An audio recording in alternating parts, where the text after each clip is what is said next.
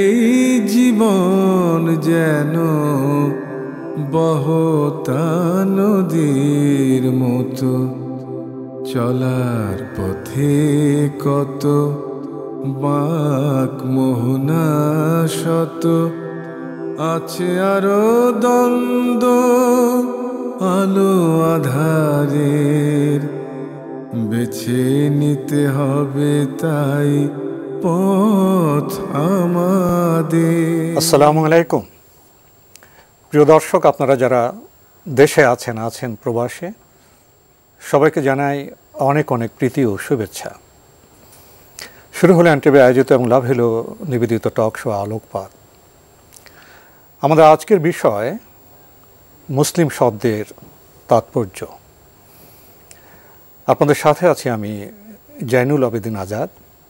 আর আজকে আমাদের মাঝে অতিথি হিসেবে উপস্থিত আছেন বিশিষ্ট আলেম, ঢাকা বিশ্ববিদ্যালয়ের আরবি বিভাগের সম্মানিত চেয়ারম্যান ডক্টর মোহাম্মদ আব্দুল কাদের। আসসালামু আলাইকুম রহমতুল্লাহি ওয়া বারাকাতুহু। প্রিয় দর্শক, আমাদের আজকের আলোচনার যে শিরোনাম, সেটা শ্রবণের পরে জানি না আপনাদের কার মধ্যে কি প্রশ্ন বা প্রতিক্রিয়া সৃষ্টি হয়েছে। এমন প্রশ্ন তো জাগতেই পারে, আমরা মুসলিম, আমাদের প্রিয় স্বদেশ মুসলিম প্রধান একটি দেশ, এই শব্দের সাথে আমরা শৈশব থেকে পরিচিত, এটা বা আলোচনায় এমন কি বিষয় হতে পারে, বিশেষ করে টকশোর মতো অনুষ্ঠানে। প্রাথমিক বিবেচনার এই বিষয়টি কি আসলেই শুদ্ধ? আমরা যদি এই শব্দের ব্যুৎপত্তি সম্পর্কে জানতে চাই, এই শব্দ সম্পর্কে আসমানি কিতাব পবিত্র কোরআনে যে ব্যাখ্যা দেওয়া হয়েছে, নবী রাসূলরা এই শব্দকে যেভাবে গ্রহণ করেছেন, যেভাবে মোনাজাত করেছেন, সেখানে গেলে বোধহয় আমরা উপলব্ধি করব এই শব্দ নিয়ে ভাবার বিষয় আছে, আলোচনার বিষয় আছে। এবং বিশেষ করে বর্তমান সভ্যতায় যে বাতাবরণ, যে পরিবেশ, এবং সেখানে মুসলমানদের যে অবস্থান, সেটা কি খুবই স্বাতন্ত্র্যমণ্ডিত, খুবই কি বৈশিষ্ট্যে প্রজ্জ্বল? এই প্রাথমিক ভূমিকা হয়তো আপনারা অনেকে উপলব্ধি করবেন। এমন শিরোনাম নির্ধারণের যৌক্তিক কারণ আছে। চলুন আমরা সেই কারণের যে বিস্তৃত প্রাঙ্গণ, সেখানে প্রবেশ করি। ডক্টর মোহাম্মদ আব্দুল কাদের, আপনার মাধ্যমে প্রথমেই জানতে চাইব, মুসলিম শব্দ তো আবিধানিক অর্থ আছে, এবং এই শব্দের তাৎপর্য আছে। পবিত্র কোরআনে, সুন্নায় এই শব্দটিকে কিভাবে ব্যক্ত করা হয়েছে, কিভাবে বোঝানো হয়েছে? ধন্যবাদ বিজ্ঞ উপস্থাপক। আপনার এই ক্যাপশনের মধ্যে বা আলোচ্য সূচির মধ্যে যে বিষয়টি আনা হয়েছে অত্যন্ত তাৎপর্যমণ্ডিত। বিশেষ করে আপনি যে দৃষ্টিভঙ্গিতে মুসলিম শব্দটাকে দেখতে চাচ্ছেন, এটা আমাদের সাধারণ মানুষের জন্য খুব প্রয়োজন। আমরা সকলেই তো নিজেকে মুসলিম বলে দাবি করি। সত্যিকার অর্থে মুসলিম শব্দের যে আবিধানিক অর্থটা ছিল আত্মসমর্পণ করা, কিন্তু মুসলমান হিসেবে যে আত্মসমর্পণটা, সেটা নিরঙ্কুশ আত্মসমর্পণ, নির্ভেজাল আত্মসমর্পণ। সেই আত্মসমর্পণের মধ্যে আপনার কোনো রকমের দ্বিধা সংকোচ থাকার কোনো সুযোগ নেই। যেমন আমরা পবিত্র কোরআনের একটা জায়গায় দেখেছি যে আল্লাহ জাল্লা শাআনহু বলছেন, মিল্লাতা আবিকুম ইব্রাহিম হুয়া সাম্মাকুমুল মুসলিমিন। মুসলিম জাতির পিতা হযরত ইব্রাহিম আলাইহিস সালাতু ওয়াস সালাম, তিনি আমাদের নাম দিয়েছেন আমরা মুসলমান। তো এই যে মুসলিম জাতির পিতা ইব্রাহিম আলাইহিস সালাতু ওয়াস সালাম নাম দিয়েছেন, আসলে তিনি নাম দিলেন কেন? এই মুসলিম শব্দটা তিনি কেন ব্যবহার করলেন? ব্যবহার করলেন এই কারণে, কারণ তার জীবনে যে পরীক্ষাগুলো এসেছে, এই পরীক্ষাগুলোর মধ্যে প্রত্যেকটার মধ্যেই আত্মসমর্পণ এবং আনুগত্যতার একটা বিশাল ছাপ আছে। আপনি যদি দেখুন যে হযরত ইব্রাহিম আলাইহিস সালাতু ওয়াস সালাম, তাকে আল্লাহ যেভাবে পরীক্ষা করেছেন, প্রত্যেকটা পরীক্ষার মধ্যে যদি তার বিশুদ্ধ ঈমান এবং ইসলামের সম্পর্ক না থাকতো, মুসলমানিত্বের সম্পর্ক না থাকতো, আত্মসমর্পণের চেতনা না থাকতো, তাহলে কোশ্চিন কালেও তিনি এই খলিলুল্লাহ খেতাব লাভ করতে পারতেন না। আপন স্ত্রী, শিশু সন্তানকে সেই জনমানবহীন একটি প্রান্তরে রেখে যাওয়া, এই চ্যালেঞ্জ কি বর্তমান বিশ্বের কোনো মানুষ, কোনো বীর রাখতে পারবেন? প্রশ্নই ওঠে না। শুধু তাই নয়, তিনি যে রেখে আসলেন এমনটিও নয় যে তিনি শুধু রেখে আসেন এটা বলেই আমার মনে বোধ হয় ঠিক হবে না। তিনি রেখে আসলেন যৎসামান্য খাদ্য সামগ্রী, পানীয় যা ছিল এটা রেখে তিনি চলে আসছেন, এবং স্ত্রীকেও বলে আসছেন না যে তোমরা এখানে থাকো, আমি ঘুরে আসতেছি বা তোমাদের সাথে আরও কথা আছে ইত্যাদি ইত্যাদি ইত্যাদি। তার মানে তিনি টোটালি আল্লাহর নির্দেশের কাছে এতটা আত্মসমর্পণ করলেন যে ওই দুগ্ধপুষ্য শিশু এবং তার মাকে ওখানে রেখে শুধু কি তাই, রেখে যখন রওনা হলেন, উনি তো মানুষ, ওনার অন্তর্জগত সেখানে তোলপাড় চড়ছিল। যখন দৃষ্টির সীমানার বাইরে চলে আসলেন, তখন তিনি কি মুনাজাত করলেন আল্লাহর কাছে? সেটা কি বান্দার প্রার্থনা নয়, বান্দার মুনাজাত নয়? সেখানেই আপনি দেখেন না কি বলেছেন, যখন তিনি ভাবলেন যে এখন হয়তো আমার স্ত্রী আমাকে দেখবে না, তিনি একটু পাশে দাঁড়িয়ে, গাছের আড়ালে দাঁড়িয়ে, বলা হচ্ছে তাফসিরে এসেছে এভাবে যে তিনি আল্লাহকে বললেন, রব্বানা ইন্নী আসলামতু মিন যুররিয়াতি বিওয়াদিন গায়রা দি দারইন ইনদা বাইতিকাল মুহাররম রব্বানা লিয়াকিমুস সালাহ। এই যে ইন্নী আসকান্তু মিন যুররিয়াতি, আমি আমার পরিবার পরিজনদেরকে এমন এক জায়গায় বসবাসের জন্য রেখে আসলাম যেখানে কোনো লতাগুল্ম গাছগাছালি কিচ্ছু নেই। কিসের জন্য? লিয়াকিমুস সালাহ, যাতে তারা নামাজ প্রতিষ্ঠা করতে পারে। যদিও তখন এই বাইতুল্লাহিল হারামের কোনো চিহ্ন মাত্র নেই। তো আল্লাহর নবী তো তিনি জানতেন, শুধু সেই জায়গাটি কেন, আপনি তার এই আত্মসমর্পণের যদি ওই জায়গাটা একটু টাচ করেন তাহলে আপনার কাছে আরও হৃদয়গ্রাহী হবে যে হযরত ইব্রাহিম আলাইহিসসালামকে যখন হত্যা করার জন্য বা তাকে অগ্নিকুণ্ডে নিক্ষেপ করার জন্য সর্বপ্রস্তুতি শেষ, হয়তো কিছুক্ষণ পরেই তাকে অগ্নিকুণ্ডে নিক্ষেপ করা হবে, ঠিক এই মুহূর্তে আরেক পরীক্ষা হযরত জিবরাইল এবং মিকাইল, দুই ফেরেশতা এসে প্রস্তাব দিচ্ছেন যে হে ইব্রাহিম, আপনি তো জানেন যে আমার ক্ষমতা কি, আমার এক ডানার বাড়িতে এখানে পাহাড় হয়ে যেতে পারে, সমুদ্র হয়ে যেতে পারে, এত ক্ষমতা আমার, আপনি আমাকে বলেন না, আপনি আমাকে বলেন, আমি তাদের সব আয়োজন ভেনিশ করে দিই।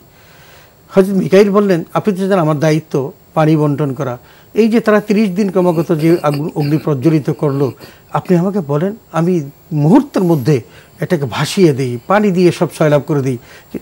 হযরত ইব্রাহিম তার কতটা আনুগত্যতা ছিল, তিনি বলেছিলেন যে আমার যে পরিণতি হতে যাচ্ছে এটা কি আমার আল্লাহ জানেন?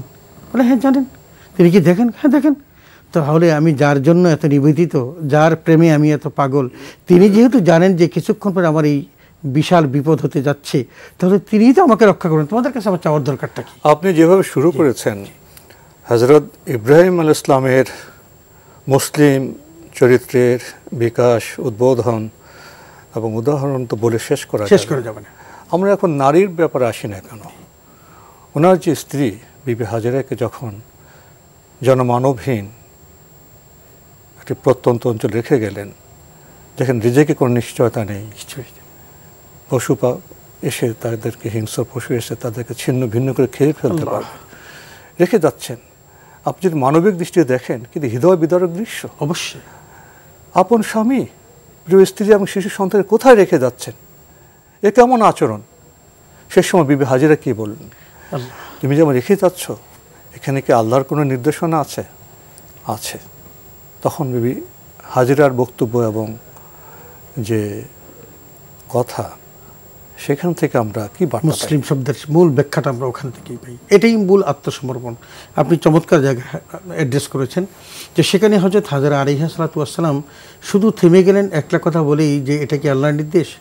এই যে আল্লাহর নির্দেশের কাছে আত্মসমর্পণ করতে হয়, এবং এই আত্মসমর্পণ যিনি করেন তিনিই হলেন মুসলমান। এটাই কি তাওয়াক্কুল আলাল্লাহ? এইটি তাওয়াক্কুল আলাল্লাহ। এটা কি মুসলিম চরিত্রের একটি প্রধান বৈশিষ্ট্য? প্রধান বৈশিষ্ট্য হলো এটা। এখন এটার মধ্যে আমি যেই কথাটুকু করতে চাই সেটা হলো এই, আল্লাহ তাআলা কিন্তু বলছেন ইন্নাদ-দীনা ইনদাল্লাহিল ইসলাম, আমার কাছে মনোনীত ধর্ম হলো ইসলাম।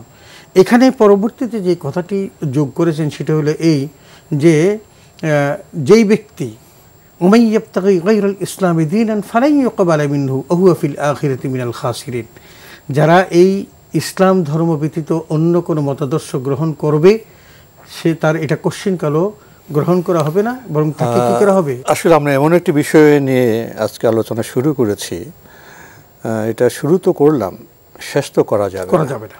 আমরা জানি ইসলাম মুহাম্মদ সাল্লাল্লাহু আলাইহি ওয়াসাল্লামের সময়ে এসে পূর্ণাঙ্গ রূপ লাভ করেছে, দিন হিসেবে স্বীকৃত হয়েছে। দেখা যায় কোনো কোনো আচরণে মুসলমানদের বলা হয় এটা একটা সাম্প্রদায়িক ধর্ম, এটা সাম্প্রদায়িক মুসলিম। আবার দেখা যায় যখন রাজনৈতিক বিভিন্ন পরিবেশ আসে, বিভিন্ন সংগ্রাম হয়, চ্যালেঞ্জ আসে, তখন আবার দেখা যায় মুসলমানদের আরেকটা রূপ, জাতীয়তাবাদী মুসলিমের রূপ। তো মুসলিম জীবনের বিচিত্র সম্পর্ক সূত্রে গৃহে হোক, সমাজে হোক, রাষ্ট্রনৈতিক বিষয়ে হোক, আন্তর্জাতিক বিষয় হয়, সে বান্দা হিসেবে ভূমিকা পালন করবে। সভ্যতার সমাজে বিভিন্ন আচরণে মুসলমানরা নানাভাবে চিহ্নিত হচ্ছেন। কখনো বলা হয় এ মুসলিম তো সাম্প্রদায়িক মুসলিম, আবার কখনো বলা হয় এ মুসলিম তো জাতীয়তাবাদী মুসলিম, উগ্র জাতীয়তাবাদী মুসলিম। আবার যারা ইসলামের প্রাজ্ঞ স্কলার তারা বলেন মুসলিম তো হবে বান্দা মুসলিম। এর ব্যাখ্যা কি? প্রিয় নবী রাসূল আকরাম সাল্লাল্লাহু আলাইহি ওয়াসাল্লামের জীবনের প্রতিটি অধ্যায় যদি আমরা একটু বিশ্লেষণ করি তাহলে একটা অসাম্প্রদায়িক চেতনা, প্রকৃত মুসলিম কখনো সাম্প্রদায়িক হতে পারে না, প্রশ্নই ওঠে না। এখন রাসূল আকরাম সাল্লাল্লাহু আলাইহি ওয়াসাল্লামের কাছে মসজিদে নববীতে ইয়ামান থেকে 3 জন একটা কাফেলা আসলেন, যারা খ্রিস্ট ধর্মের অধিকারী, তার খ্রিস্ট ধর্ম পালনকারী, তারা আসলেন। রাসূলুল্লাহ সাল্লাল্লাহু আলাইহি ওয়াসাল্লামের সাথে তাদের দীর্ঘ কথাবার্তা হলো, হতে হতে মাগরিবের নামাজের সময় হলো। আমরা সেখানে যে দৃশ্যটা দেখলাম, সেই দৃশ্যটা পৃথিবীর মানুষকে জানানো দরকার যে রাসূলুল্লাহ সাল্লাল্লাহু আলাইহি ওয়াসাল্লাম পশ্চিম দিকে ফিরে নামাজ পড়লেন মুসলমান হিসেবে, যে মুসলিম তার অনুসারীদের নিয়ে, আর ওদেরকে মসজিদে নববীতেই পূর্ব দিকে ফিরে তাদের ইবাদত করার জন্য বললেন। এগুলো একটা। পরবর্তীতে আমরা কি দেখলাম, আমর ইবনে আস রাদিয়াল্লাহু তাআলা আনহু, তিনি যখন মিশরের গভর্নর, এই এমতাবস্থায় মিশরের গভর্নর হঠাৎ করে একটা শোরগোল পড়ে গেল যে যীশু খ্রিস্টের নাক কেটে ফেলেছে। কে বা কারা কেটে ফেলেছে তার দেখেনি, কিন্তু কাজটা মুসলমানরা করেছে, এটার তাদের অভিযোগ। এবং তারা সবাই এসে আমিরুল মুমিনিন তখন এই আমর ইবনে আসের কাছে ঘিরে ধরলো এবং বললো যে আমরা এর প্রতিশোধ চাই। তো কী প্রতিশোধ দেবো?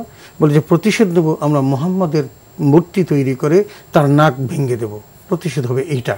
যেহেতু ঈসা ইসলামের মূর্তির নাক ভাঙা হয়েছে, তো সুতরাং তারা এটা মুহাম্মদ সাল্লাল্লাহু আলাইহি ওয়াসাল্লামের নাক ভাঙবে, প্রতিশোধ নেবে। আমর ইবনে আস বললেন যে না, তোমরা অন্য যে কোনো ফয়সালা করো, আমি সেটা মেনে নিতে রাজি আছি, এটা নয়। দিনক্ষণ ঠিক করা হলো, হাজার হাজার মুসলমান এবং খ্রিস্টান একই ময়দানে উপস্থিত। সেই জায়গাতে আমর ইবনে আস নিজে তার হাতের তরবারি অন্যের হাতে দিয়ে বললেন, যেহেতু আমি এই সাম্রাজ্যের মালিক বা এখানে আমি এখানকার গভর্নর, সুতরাং যদি ভুল হয়ে থাকে তো তোমরা আমার নাকটা কেটে দাও। তরবারিটা যখন তার হাতে দিয়ে দিলেন, ঠিক এমত অবস্থায় একটা যুবক ছেলে চিৎকার দিয়ে বলল যে আমিরুল মুমিনিন, আপনি তো ভাঙেন নাই, নাক তো ভেঙেছি আমি, এই দেখেন নাক। কি ঘটনাটা কি? বলে ঘটনাটা ছিল এরকম যে যীশু খ্রিস্টের মাথার মধ্যে একটি পাখি বসেছিল। আমি ভাবলাম যে উনি তো একজন নবী, তো এটা অপমানিত হচ্ছে, তো আমি দূর থেকে তীর মেরে পাখিটা সরাতে চেয়েছিলাম, কিন্তু আমার হাত ফসকে তীরটা গিয়ে লেগেছে। লক্ষ্য ভালো ছিল, কাজটা ভুল হয়ে গেছে। এই দেখুন, দিয়ে হাতে দিয়ে বললেন যে তোমরা আমিরুল মুমিনিন নয়, আমার নাকটাই কেটে দাও। তখন যেই ঘটনাটা ঘটলো, সেখানে হাজার হাজার এই খ্রিস্টানরা মুসলমান হতে বাধ্য হলো। কারণ বললো যে তোমাদের মধ্যে যদি চেতনা থাকে, এই আদর্শ থাকে, তা তোমাদের নবীর মধ্যে কেমন আদর্শ ছিল, চেতনা ছিল, তো মুশকিল। তো এই যে ঐতিহাসিক চমৎকার উদাহরণ থেকে আমরা কি বার্তা পেলাম? যে ইসলামে সাম্প্রদায়িকতা নেই, আদল বা ইনসাফ আছে।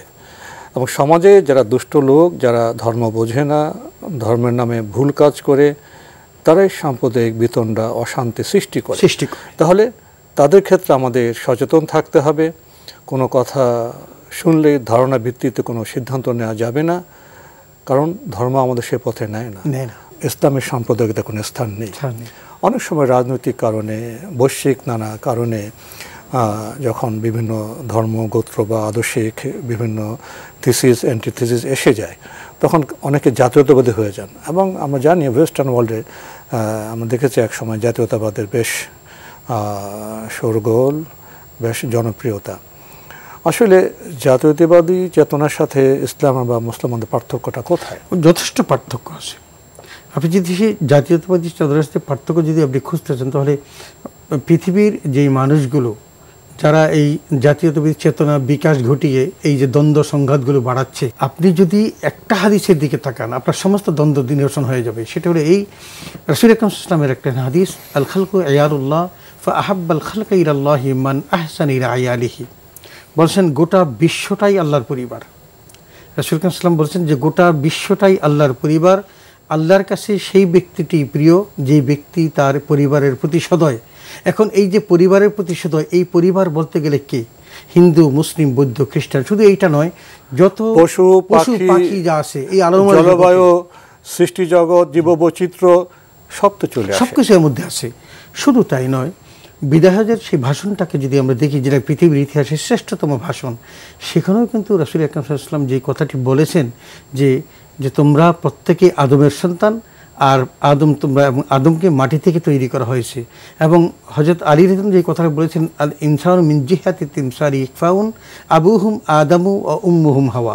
পৃথিবীর সমস্ত মানুষগুলোকে তিনি বলেছেন যে আকৃতিগত দিক থেকে তারা প্রত্যেকেই পরস্পরের ভাই, কারণ তাদের প্রত্যেকের বাবা হলেন আদম, মা হলেন হাওয়া। এই যে সিদ্ধান্ত, এই সিদ্ধান্তের বাইরে থেকে কেউ যেতে পারবে না।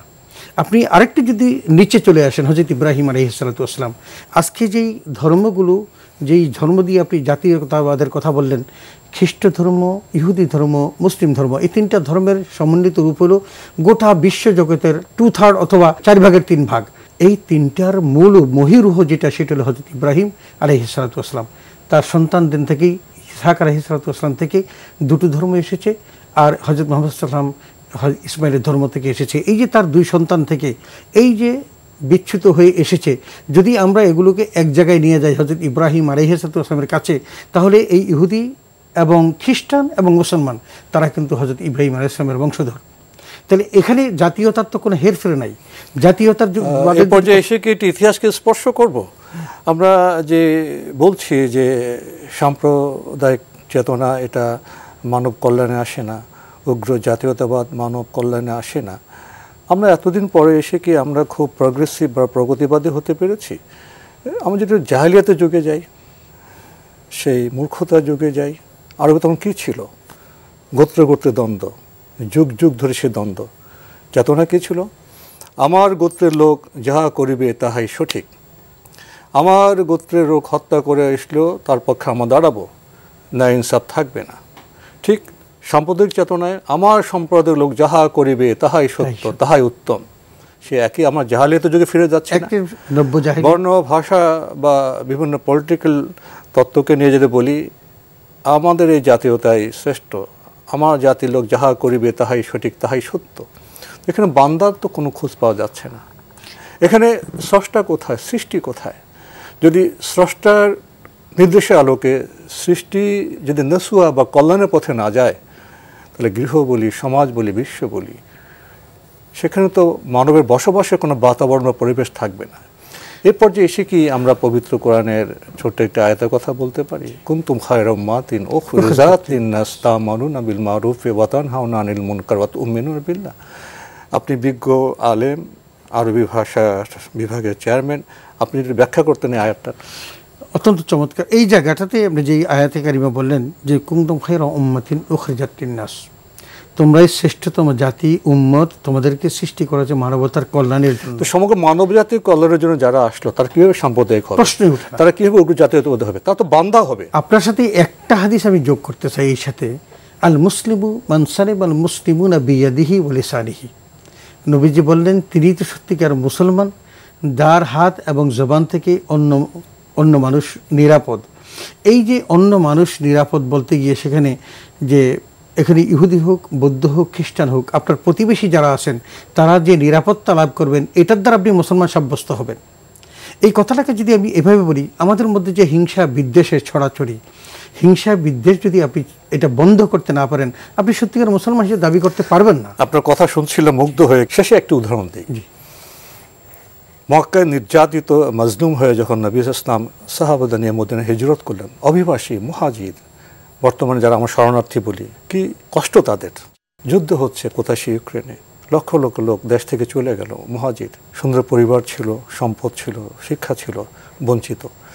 নির্যাতিত নবী ইসলাম যখন মদিনায় গেলেন, সংখ্যালঘু, অবাক ব্যাপার, সেখানে তার কাছে স্বাভাবিকভাবে স্বতঃস্ফূর্তভাবে ফল্গু ধারার মতো নেতৃত্ব কিভাবে আসলো?